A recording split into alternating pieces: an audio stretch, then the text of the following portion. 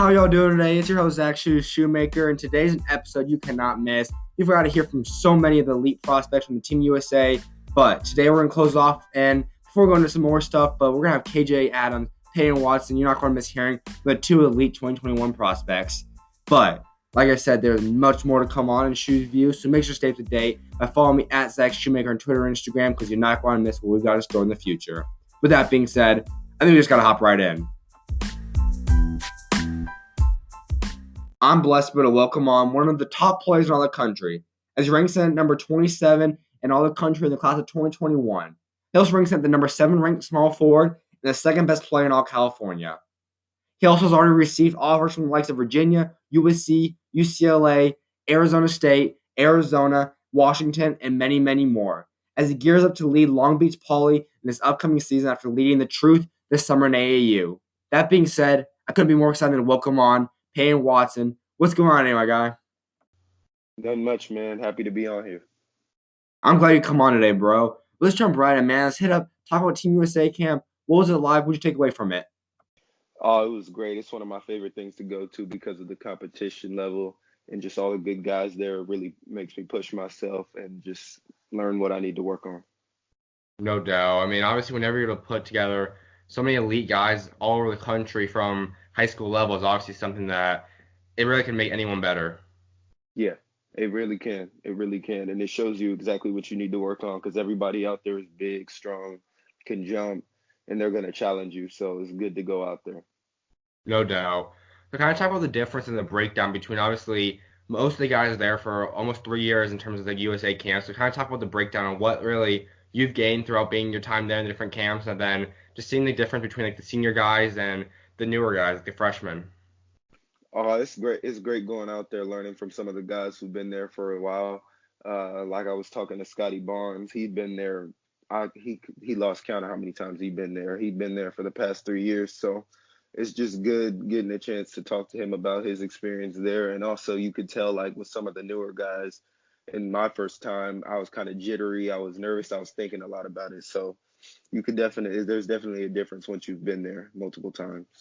Mm-hmm. I mean, it's almost like the same feeling, obviously, like people always say, going your first time kind of going and play high school ball and then college and then pros, it's just getting to play against another level of competition is just something that takes time to adjust to, and then you can finally come out of it. Yeah, it's just like that. Especially it's like there's a first start for everything. So Mm-hmm. regardless of if you're the best in your state, best in your high school, best in your city, you go there and everybody else is the same exact way, and they have more experience on you. So there's definitely a difference. Without doubt. So kind of talk about some of the guys in the camp. Who were some of the biggest standouts that you saw?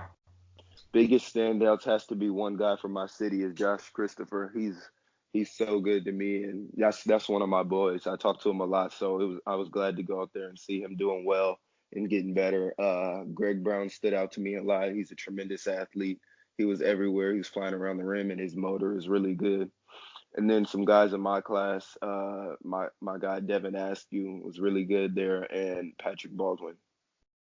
Without a doubt, I think you definitely saw Josh come out as a guy that has really been an underrated player in terms of getting the national spotlight on Team USA like teams, getting that kind of recognition. Obviously, we know for what he can do in terms of highlight stuff, but he came out with a chip on his shoulder. Obviously, hasn't been able to play on the Team USA rosters yet, but he keeps coming out and putting on a show and really just showed out how great he truly can be and really why he's got so much upside in terms of his NBA prospects in the future. Yeah, yeah, it was big for him. He's really resilient. So for the fact that he just keeps coming back, keeps even though he's been turned down, the fact that he just keeps coming back and keeps getting better is just a big thing. It's a big deal.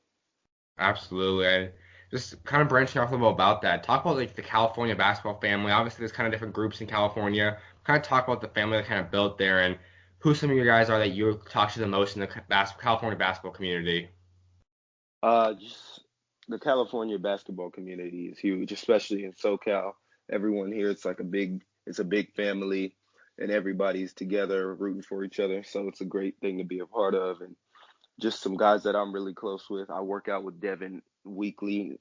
We work out like every other day. So that's one of my closest guys. Skyy Clark, I've been knowing him since I was 10 years old. Been knowing Josh for a while as well. So it's just a big community, big family, and I love it.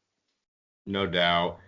And now being a player that obviously you are a high-level Division I athlete, and so are a lot of the guys you just listed. Talk about what it's like seeing other guys be able to live out the same dream that you're able to live out in terms of getting the college offers and having a possible pro future.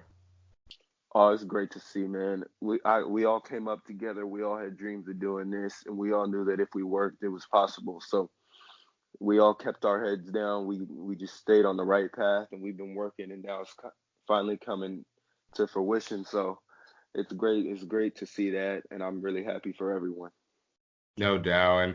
And that's something that's really key because you look at a lot of the guys that played Team USA basketball, a lot of them are not just the guys that are like, you see a lot of guys in high school ball, obviously, are guys that are a lot of flashiness and a lot of guys that have media attention. And some guys are like that, obviously, but everyone's just guys, like you said, that put their head down, they truly work the hardest, and other guys that truly end up panning out in the long run and become top elite players in the NBA. Yeah, yeah, you could definitely see that the guys who were super good early and talked about, and they kind of feed into the hype and they listen to their press clippings, and then they start to fall off, and their work ethic isn't the same. So the guys like me, Sky, Josh, we were never the most talked about on our teams per se. We always came up working, never had much to say, weren't into much of the politics, and now everyone's talking about us. So it's good to see that the tables have turned and that all that working is paying off. No doubt. I mean, I would like to say, I mean, obviously the fame can come in high school, that's fine. No, nothing against it, Mhm. obviously. But at the same time, it's not like you're going to be getting paychecks because of your fame in high school or even college. I mean, when you get to the NBA is when you can live out, obviously still keep working on your craft and improving, but that's when the fame can come. That's when you get the money. That's when you've reached the point that you can kind of in a way so that you've done it and now it's going to get to the next point. Yeah, that's big. And Sky and Josh haven't they're not looking for fame. Those guys have a lot of followers, but they're not looking for it. They got fame for being themselves, being good at what they do and working on their craft and being genuine people. Hmm. Whereas if you look for it, you may get caught up in it. So the fame has not changed them one bit. They've both been the same people from the time I met them to the time now, and just it's good to see. Without a doubt. Now, kind of talk about your college recruiting process. You have gone a couple of visits now. You're on to Arizona, Washington. How are those visits? Kind of talk about both programs. All those visits were great. Loved the coaching staffs. They were all great guys. Obviously, Sean Miller and his staff, very prestigious basketball school. They have a great history of winning and sending guys pro. So that was really, really cool to see in person and kind of get to know them better and see what Tucson has to offer. As far as Washington, it's in a great city. Coach Mike Hopkins obviously was at Syracuse. He did a lot of good stuff, and their whole coaching staff is so cool. So I was glad to get up there, visit them, get to know their players a little bit, and talk to the players about what they liked about the program. No doubt. I know, obviously, at the Arizona Midnight Madness thing, there were a ton of players there that kind of came and were on business. And there's a lot of guys that Arizona's recruiting. So, are there anyone that maybe you've talked to about possibly teaming up with at Arizona or even at another college potentially? Not per se teaming up as much, but I've talked to a lot of guys who have visited Arizona. Some of my boys, Jaden Hardy, Issa Silva, just about their visits and their takes on Arizona, and they all love it as well and the winning culture. So we haven't talked about teaming up per se, but just how we're liking it, how the recruiting process is going, and just keeping it moving. Without a doubt. And so, is there anyone maybe that you have enjoyed really some great? I mean, obviously you have a lot of friendships you've created throughout your playing basketball through high school, AAU, and then obviously go on visits and stuff like that. Is there anyone that you've really created a great connection with and you really do enjoy playing either at Team USA or at club or something? Yeah. Well, first and foremost, I gotta say that I love playing with my little brother more than anyone because of the chemistry we have. But someone I built a relationship with through the years, high school AAU, is just Devin Askew is one of my guys. Um, I built a relationship with him. He's a great point guard, and we kind of have a feel for each other and what we like to do. So we play well together. Absolutely. So, what were your thoughts on him obviously committing and going with the big move? Oh, it was huge. I was at his commitment party. I had worked out with him all summer leading up to his decision. So seeing the player that he is and where he wants to go, it was a great decision. I feel like in my point of view, he's a great kid. He's going to work hard, and he's just going to give Coach Cal and Kentucky all that he got. So it was a good move. Without a doubt. And so kind of talk a little bit more about your recruitment process now. Obviously, heading into the next years, you have a couple years, you have another year or so till you have to commit, but talk about what the break down kind of what you're looking forward to. Obviously, are there any more visits you have planned currently, or what's kind of the stages you're going to go until you reach your commitment day? Definitely. We've been thinking about commitment and all the colleges recruiting me. And I don't think we're going to make a decision until next year, probably around this time as well, just to have a good feel for what everybody wants and what they're looking for in a player. So that's big time. And then just as Absolutely. far as commitment goes, we're just taking our time with it. No doubt. So do you have any other visits currently lined up or planned? Yes, I do. I'm visiting Virginia November 8th through the 10th. So we're going to go east and see how that is. That's big time. And then obviously you're leading now into your high school season at Long Beach Poly. Talk about that and what you're really looking forward to. I'm really looking forward to the role I'm going to be playing on the team this year. There's going to be a lot on my shoulders, and I'm going to have to be a leader on and off the court for my guys. But I'm taking it, and I'm just being a great leader, trying to work on that, and just some intangible stuff. Without a doubt. So who's some of the other guys that's going to help kind of step up and help lead the team alongside you? Definitely, my little brother is going to have a great breakout season this year. He hasn't been talked about as much, similar to how I was, but when people see him, they'll know he can play. He has great feel for it, and he's a great point guard. Also, our big guy Solo is looking to have a great breakout season. He just received his first offer the other day, so hopefully that gives him some confidence and then just reassurance that he's going to have a great season this year. Also, some of our younger guys, we have a really young team, so they're all going to prove themselves and do the best they can do. That's big time. And now obviously there's been a lot of movement in California ball. Obviously you see guys forming super teams all over. But what are Yeah. your expectations for this upcoming year? Just to stay true to myself and be where I'm happy at, which is Long Beach Poly High School. I love Long Beach. It's my city. I love it here, and I couldn't see myself going anywhere else. It's a great program for me, and I love the coaches and the support around Long Beach. So it's great for me. I don't need to go anywhere. My thing is that the school doesn't make the kid makes the school. So that's Mhm. just one of my biggest philosophies. Without a doubt, I think you look at that, and there's no problem obviously in transferring. I mean, if it's the best Heck place no. for a player, that's 100% good with me. I Hmm. just think that obviously, like you said, I think it's awesome when you have a player that shows the commitment thing. I mean, obviously, is the being committed to one school really gonna maybe get you more offers per se just by transferring? No, but like you said, it's just staying at one place, building that commitment relationship with the school, and showing that you're that committed. I think is an attracting thing, and it's something that you can kind of say as a golden achievement that you don't need to make a super team somewhere. And if they come to you, that's great, but you can just be the leader, and it really can put a spotlight more on you. Exactly, and that's what I'm looking for in colleges as well, somewhere where I can go and contribute and create my own culture and my own tradition, somewhere where I can be the first to do something, or somewhere where I can be the guy who just sets the tone for everyone else in the future. So that's a big thing I'm looking at.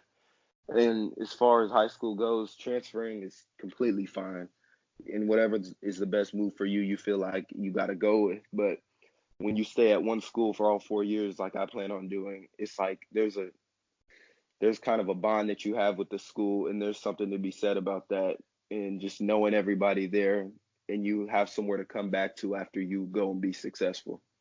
hmm Without a doubt. So who would you say is going to be some of your guys' biggest threats this upcoming season?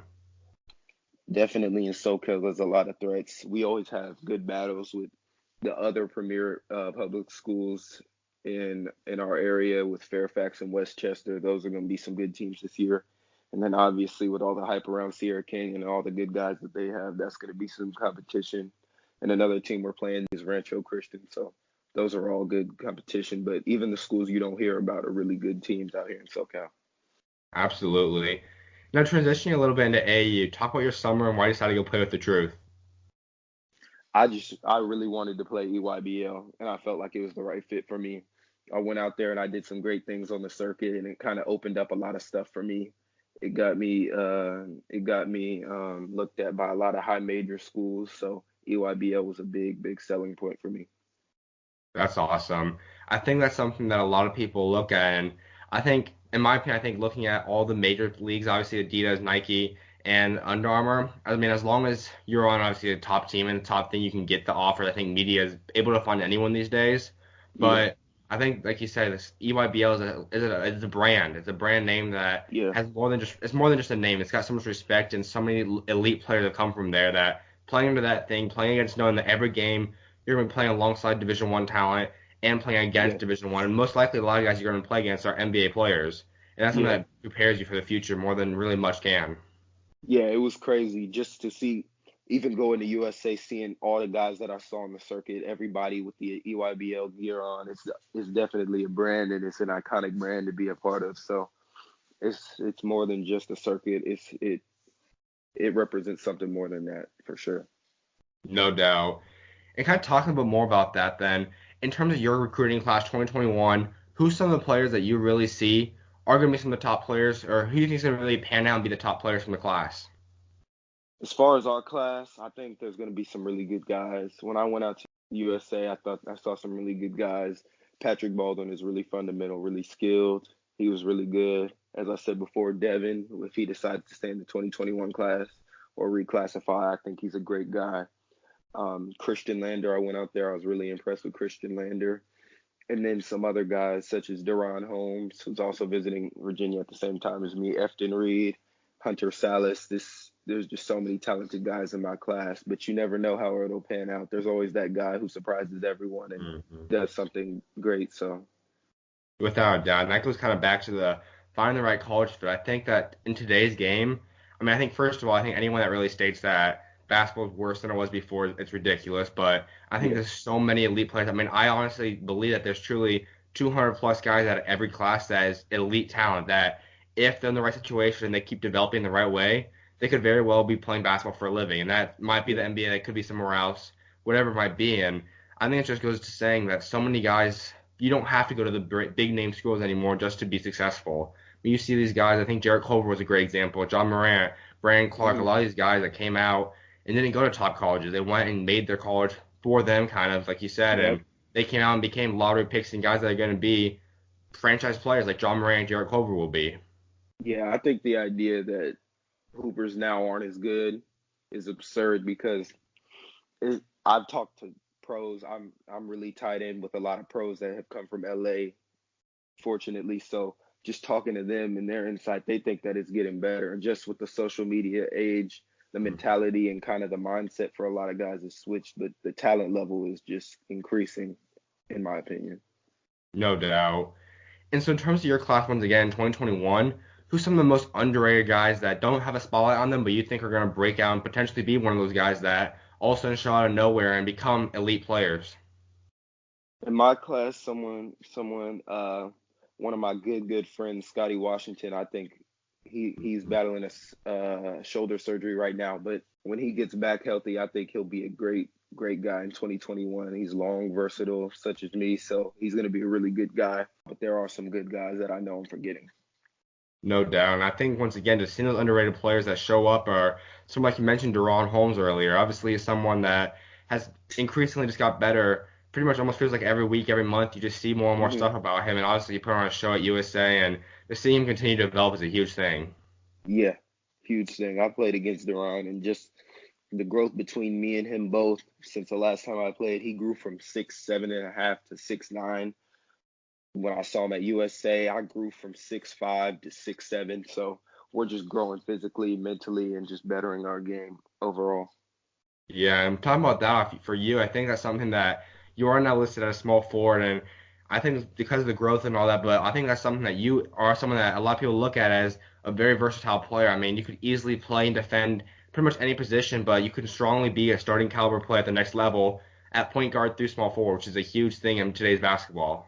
Yeah, because of my size and the role I played on my high school team last year, I'm listed as a small forward on a lot of sites. However, I do see myself as a combo guard, shooting guard. Even Mhm. though I'm very big for that position, I just feel like I'm so versatile. I can get so much stuff done on the court and guard so many positions that with the positionless game we're playing now, I'm for sure a combo guard because I played point guard for my high school team. I played point guard a little bit at USA, so I could just play so many positions and do so many things that I just see myself as a combo guard. For sure. And that's the thing that when you're a player like you obviously are, and you have the end goal and a really realistic goal of playing in the NBA someday and being able to Yeah, be a star in the NBA, that's something that I think they value insanely because you see some of these guys that really, there's not really positions in basketball. I think the only one that you can maybe still consider would be the center spot, but hmm even those guys are becoming more and more modern, like Jokic, like Karl Anthony Towns, a lot of them. But for sure, every team is four out basically, and you could be small guys like Draymond Green and be 6'5" and run power forward, or it could be as yeah, like Porzingis and be 7'1" and run power forward. Like there's 7 foot guys running point guard. I mean, it really doesn't matter. Just as long as you have the skill set to be able to play at that level, they find a way to put you in there. for sure, hmm for sure. And then I always like to wrap up with a couple questions. The first one being, who'd you say in your life has been your biggest role model? Biggest role model has to be my parents and my uncle. My uncle Brantley, he played before me. He played at Dominguez with Brandon Jennings, Brian Harvey, a lot of good, really good guys. So he's been through it. He's played at the highest level in high school, obviously, and he's just a great guy on and off the court. So I've learned a lot from him, and he's taught me so many things. And my parents have just paved the way for everything that I do. Everything that I do has just been contributed to and helped by them. They've done everything for me and sacrificed so much to make sure that I could play the game I love. So those are my two biggest things. Absolutely. And I think God, He always puts at least one person, I think, is rather a family member, a friend, or hmm whatever it might be. And obviously, in your case, you have a few. And that's something that He puts in there just to make sure that you can stay on the path that He has designed for you. Because when you're able to lock in, be on that path that God has in store, it leads to something very special. Yeah, exactly. And one of those dudes also is one of my mentors, Pooh Jeter. I've talked to him a lot. Pooh Jeter and Trevor Ariza. Those are two guys who come from LA. They've battled a similar battle to me. So he's taught me so much about stuff I don't even know. I didn't even know. So this summer, God blessed me with being able to meet him and work with him. So that's been huge. No doubt. So finally, I would like to wrap up. Obviously, me being a man of faith, just kind of talk about that. How has God helped get you to the point you're at today? Oh, it's just been all blessings, man. I've never been that guy that everyone's talked about or been highly ranked or highly talked about, but I've just been working. I've been growing. When I was little, I got big really quick, and then I kind of plateaued, and then I got big again in high school. So when I was in those middle school years, I was one of the smaller guys playing point guard, and I learned all those guard skills. So that when I did get big, I just brought them all up with me. So now I'm a 6'7" guard, which is a blessing in itself to have the measurables and then just have the skill and the coordination to go along with it. It's just been a blessing and just everything in my life, from my high school decision to my family to everyone who supported me. I've just been blessed extremely. Without a doubt. And that's something that you obviously find so many times throughout Scripture, just talking about being patient, because Yeah, it's not really a rush. I mean, your high school thing, you see so many guys. I mean, I know obviously someone like Devin Cambridge that went to Auburn now, and he was someone that wasn't really had any offers until playing his last EYBL and he went to Auburn. But there's so many stories you see. Obviously, I think one of the most recognizable ones is the Anthony Davis one, where he was hmm originally committed to go to Cleveland State, I believe, and as a point guard, being about 6'2" or whatnot. And over the next year and summer, he grew to the 7 foot frame he's got today. And there's crazy. just so much stuff that if God has that in store for you, He just wants to help push you, help you grow and learn. And at the end of the day, when the time does come as needed, it's there and you have the assets ready to play, and it just makes you so much of a better person and player. And that applies to everything in life as well. Yes, sir. That's beautiful. Well, I definitely appreciate taking time to come on today, my guy. Best luck this upcoming season and throughout the rest of your recruiting process. Appreciate you having me, my man. No problem, bro. God bless. All right, dog.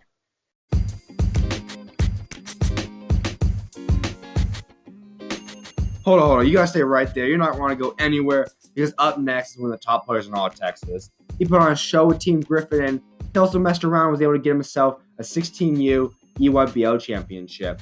He's also getting ready to lead Westlake this upcoming season in the 2021 top prospect in all of Texas in K.J. Adams. If I were you, I'd stay right there because the interview is coming up after this.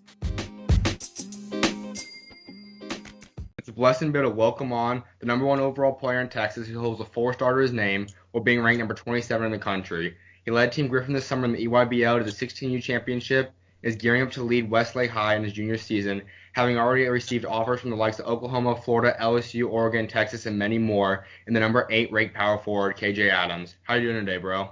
Nothing much. Just got out of school, so a little tired. No doubt. So let's jump in. What was the experience like going to USA, playing against some of the top guys? Talk about that.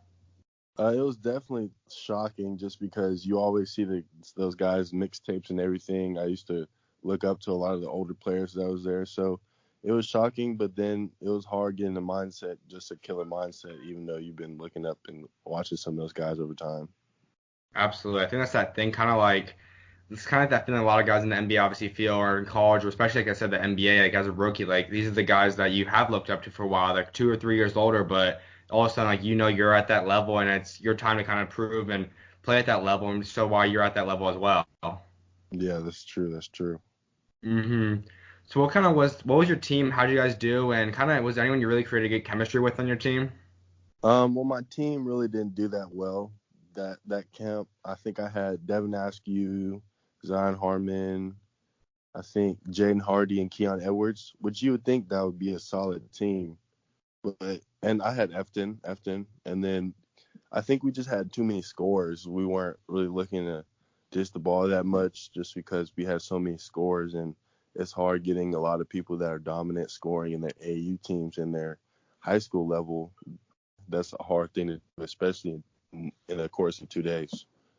No doubt. And I think, like you said, I mean, some of the teams obviously had guys like Evan and Greg, and some of those guys are just elite big men that are hard to stop, period. And so, I Yeah, mean, obviously, like you said, a thing where you don't get much chemistry, working with a bunch of guys that are elite guards and forwards is kind of a hard thing to get together and play with. yeah, especially if we didn't we probably scrimmaged our grade maybe once or twice. All the rest was all 2020s. So that was good matchups too. Absolutely. I mean, obviously, some of the guys in your class already started to commit. Obviously, like Devin in that group. Talk about what it was like, kind of seeing guys that you do know start to commit and knowing that they're kind of living out the same dream you are. Yeah, I think with that, everybody has their different paths. I think my path is going to be to wait until probably about my late senior year. But it's just it's shocking because realizing that people in your class is committing, like you could be doing that right now. It's shocking that decision is so close. Mm-hmm. Yeah, I think that's definitely something that obviously God's obviously blessed so many of you guys with that, and just knowing that you do have the opportunity that college we paid for, and you have the ability to now play at the next level is something that is truly obviously incredible because you know that there's so many options to be able to do, and obviously your decision is coming soon, but you're still trying to enjoy the process as well. Yeah. It's you can go two ways. You can enjoy it too much, or you can not be grateful and it can hit you in the back end. So it's kind of hard trying to balancing all that. Without a doubt. Let's talk about your college process then. Obviously, you've gone on a visit now. You've gone with Oklahoma. What's some other schools maybe you're looking at doing visits with, or are you kind of waiting till after the high school season, or what's that look like? I think I'm gonna initially take, depending on what my parents want me to do, take a little bit junior year and then take some senior year. Nothing has been like set in stone, but I've been talking to some colleges about it. Awesome.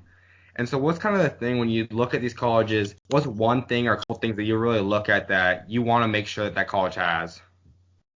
Probably just to get me where I need to be, and so that I can show my full ability with defense, offense, and being a team player.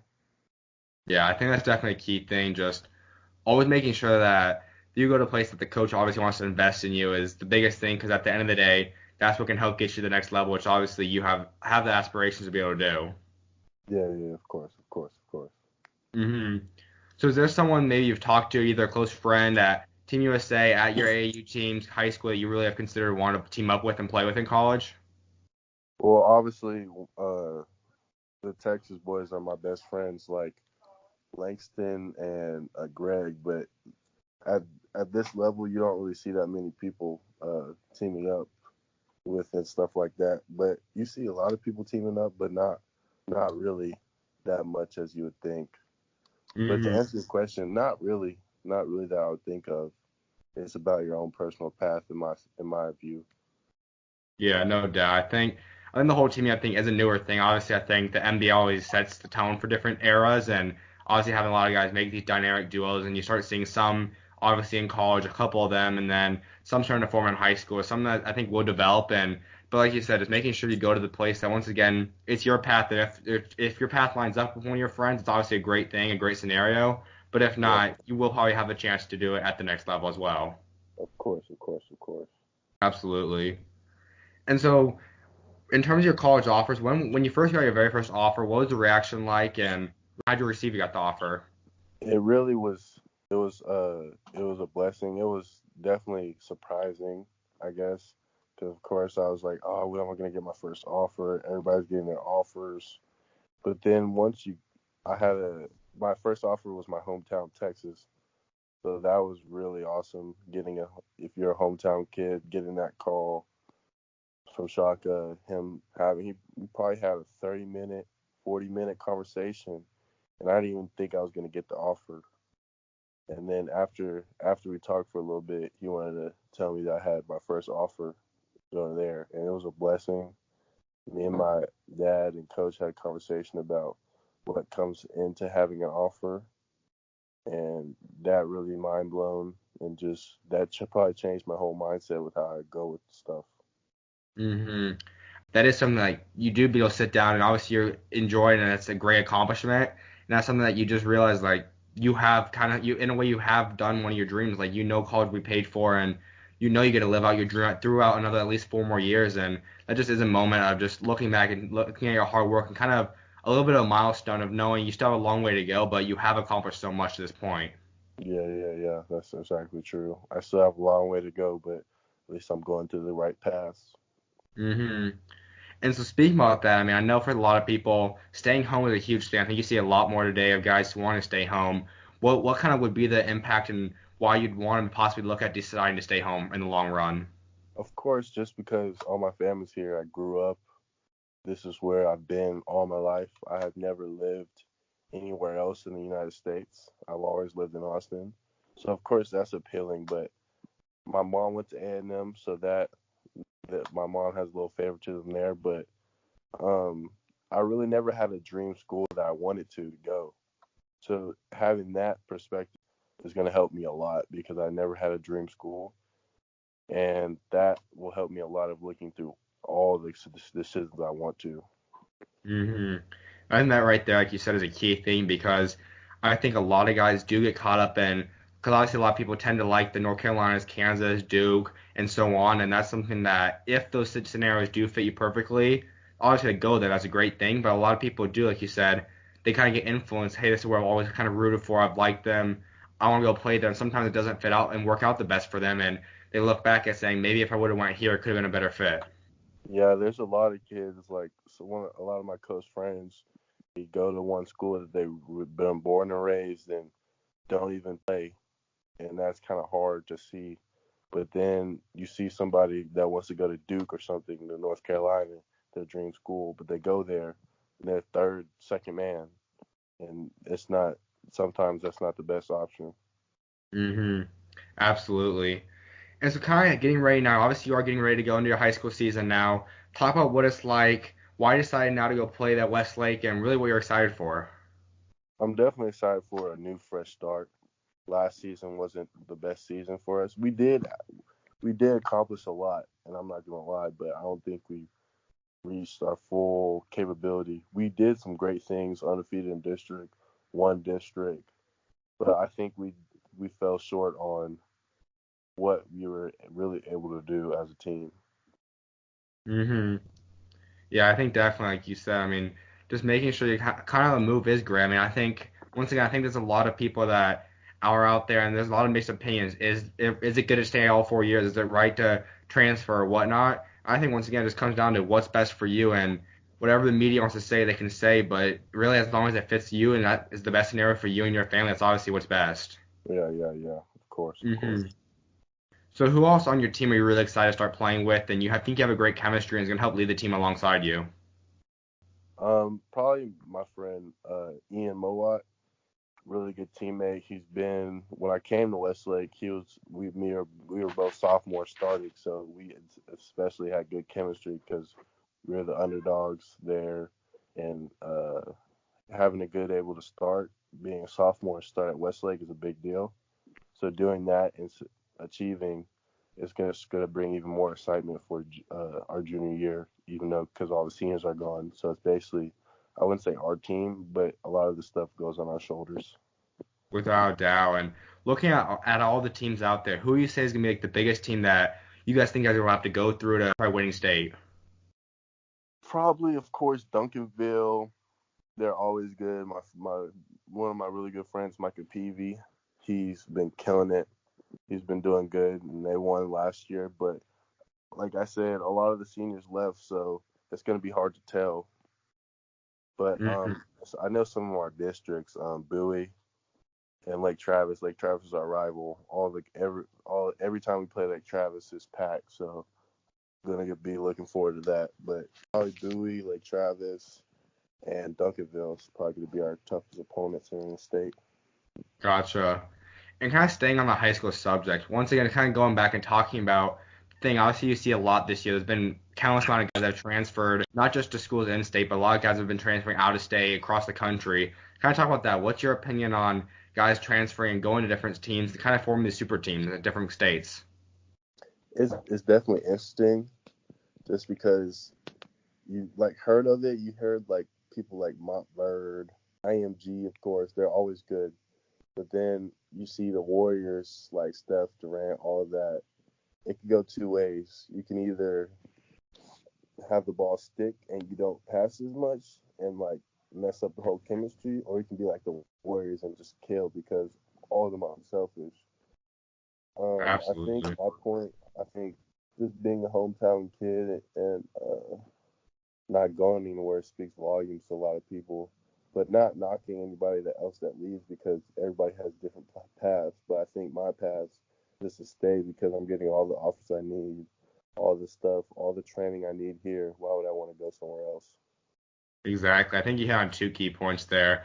Well, the first one obviously just being, it is true, like having a team where if you have so many 5 stars, you have countless amount of starting lineup of top 10 players or whatnot, and there's guys that all want to make sure they got the guys open. They make sure to have team ball and they play within the unit and they're able to have great chemistry.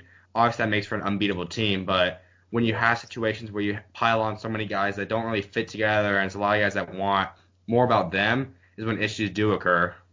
Yeah, that's true.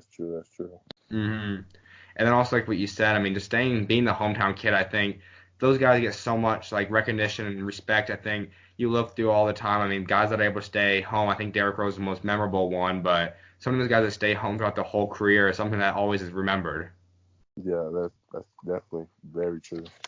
And then heading and talking about your AAU season, obviously you play with Team Griffin. Talk about that. Obviously it was a great season. You were able to have a huge win on the end by having a buzzer beater. Talk about that and really what it was like throughout the season growing with your team.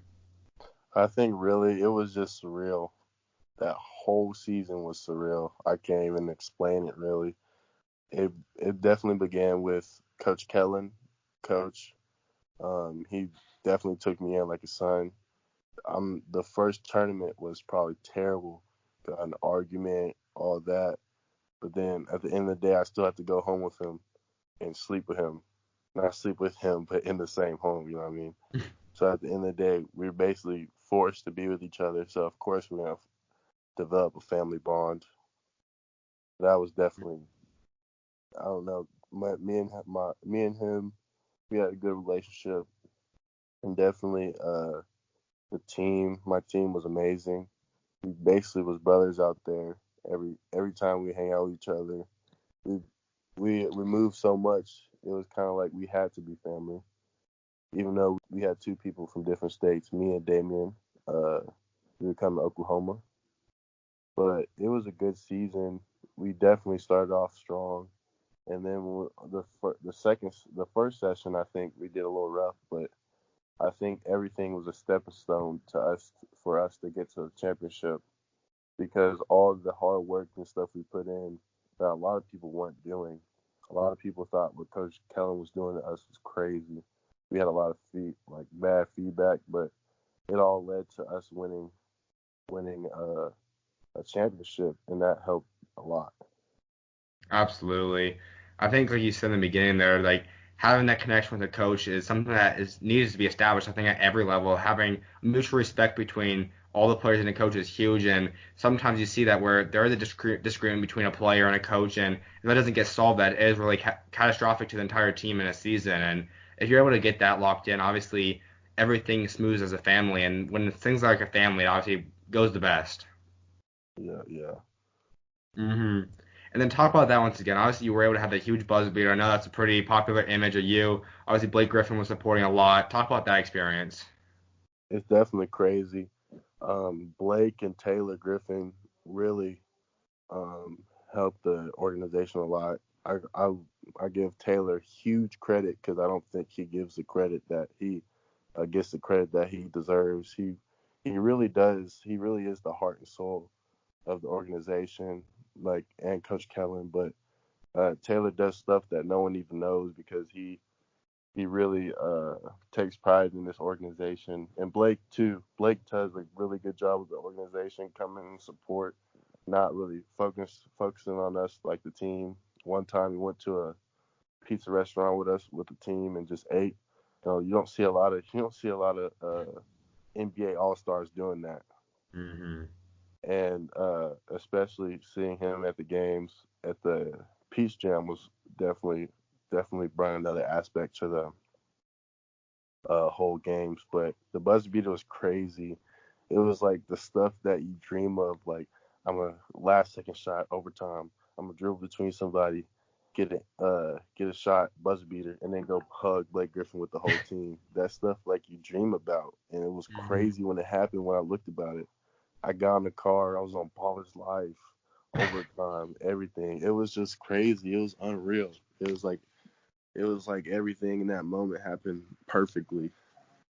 You don't hmm get that stuff. But Absolutely. Like you said, it's just something that you always dream of having that you get established and have as a high school kid. And that's something that, like you said, a lot of people usually so many years ago, it wasn't really a scenario you could have until really college or the pros and just a huge thing. yes, of course.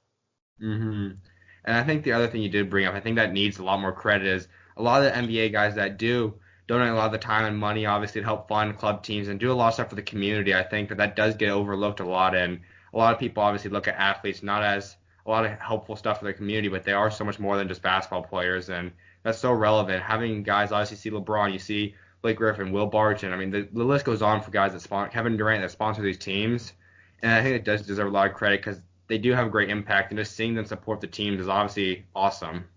Yeah, it's amazing to see because you don't see it a lot. hmm No doubt. And then you did have one of the big time camp this summer. You were part of the Elite 100 camp. Talk about what that was like and really what you took away from it. Oh, it was amazing. It was good seeing all the people in my class and below. It was good competing with all of them. It was almost like it wasn't a camp. It was like a mission, basically. They didn't treat it like it was like a 5-on-5. We we we rarely played 5-on-5 until the end. It was just focused on skill work, getting all the webs out. It was good. It was good hard work. SchuZ was a big part of the camp with me. It really helped me a lot, so that was good. Absolutely. That is something too. I think there's a lot of camps out there that obviously aren't the best and they do a lot of just up and down stuff. But I think some of the camps that always stand out is obviously USA, the Elite 100, the NBA 100, so Pangos stuff. Like a lot of those camps are ones that are elite, and being able to go there and obviously put on a show too and get a lot of notoriety, it stands a lot out because you are playing against some of the top players in the country. Yeah, yeah, of course, of course. hmm Before I let you go, I'd like to wrap up with a couple questions. The first one being, who'd you say in your life has been your biggest role model? Oh, my biggest role model. Basketball, Dwayne Wade. He's an amazing player, my favorite player. And just anyone I could pick, it'd probably just be my two parents. I'd have to wrap them up, be at one person because they do everything together. They make all the decisions together, and how they took their approach with me was probably the best thing that they have done. No doubt. I mean, God obviously puts so many different blessings in our lives, but one thing that's obviously incredible when He gives us is someone, rather parents, family, friend, whatever it might be, that is there and helps guide your path and get you to the point that God has in store for you. And whatever way that might be, it's just awesome to have them, and they help you reach the point and the goals of your life because of the support. That's just obviously something that's so incredible to have. Yeah, of course, of course. hmm Well, my last question I'd like to wrap up is me being a man of faith. Just how do you say God's helped get you to the point you're at today? I think it's a lot of things like it's behind the scenes stuff that probably a lot of the stuff people don't even know about. It's funny that you asked me that because I was thinking about that the other day. Like, how does this even work? Like, how am I blessed with all this stuff that a lot of people don't have to have? Because to be honest, like a lot of people want to be good basketball players and probably do just a little bit less than what I do and can't get on the varsity team just because they're not blessed with athleticism or quickness or their height.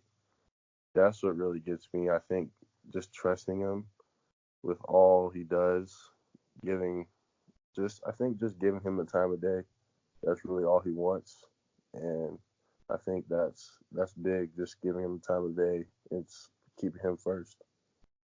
100% agree, man. I mean, obviously he said that there's so many guys that want to be basketball, football players, music artists, whatever it might be, and obviously that's not something that he has designed for every single person. I think as you develop and as you listen and stay in tune with God and follow his path, there's so many opportunities, so many jobs, and even if it's not on the basketball play, as a player aspect, you can go on different sides, and when you're just able to find the path that God wants you to be on, it's obviously great because you know that's what he's going to bless you in. Everyone has that potential to be great at something. Yeah, of course. It's funny that you said that because I think I was in a concert one time. I think it was Quinn FN, Tay Money, and I met this artist. He was supposed to be performing, but they kind of messed his stuff up somehow. And I think his name was Preston. His name is Preston. That's his artist name. We having a conversation. I told him how I used to try to be a rapper, but it was just something I used to do for fun, but I wasn't good at it. He told me, I love that you said that because I hate when people try to be a rapper and it doesn't work because everybody has their paths, and when you find your path, you'll know. And when you see rappers that try to be rappers and it's not working, it just shows that they don't want to put in the time and effort to God to be what they're supposed to be. 100% agree. I mean, like you said, I think it's something that it's not just an easy necessary thing to stay in touch, but I mean, as long as you just stay quiet, you pray, God's obviously there, and He might not be necessarily literally talking to you. Some people He does, but sometimes it is trial and error. And when you find the place, all of a sudden you realize you enjoy it and you're successful at it, and that's at the point where, like I said, everyone is great at something in some area somewhere, and when you find that, like you said, it's truly something great. Yeah, of course, of course. hmm Well, I definitely appreciate you taking time to come on today, my guy. Best of luck this upcoming season. I can't wait to see what you're able to do throughout the rest of your recruiting process. Yes, sir. Of course. Thanks for taking the time to interview me. No problem, bro. God bless. All right, you too.